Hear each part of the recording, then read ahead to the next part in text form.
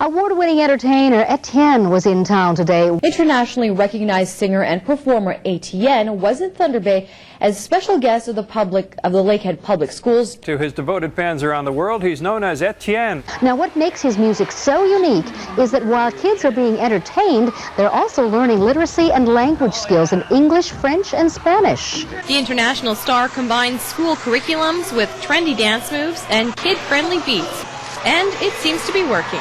It's a unique blend of education and entertainment that seems to sink in. Stephen Langlois, better known as Étienne, helps youngsters around the world. Étienne! Étienne! Étienne!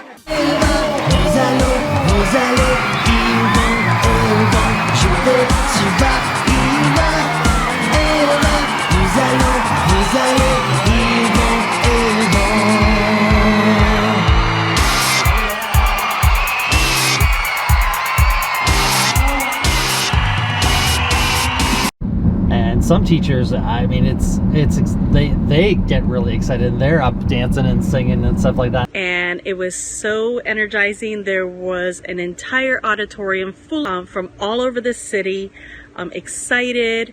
It was interactive. First of all, again, getting some learning and getting some education, but fun. It's fun. It's a great way to reinforce what they've learned, and Étienne makes it so that it's good for the intermediate kids as well. So, you know, if it has that kind of impact on a small area, I can only imagine the global impact that Étienne would have. They were all just having a fantastic time, and you don't really understand the impact that Étienne has. In 2007, Étienne came to Western Australia, but he also came to a small country town called Quairading, and Étienne rocked the Quairading Town Hall.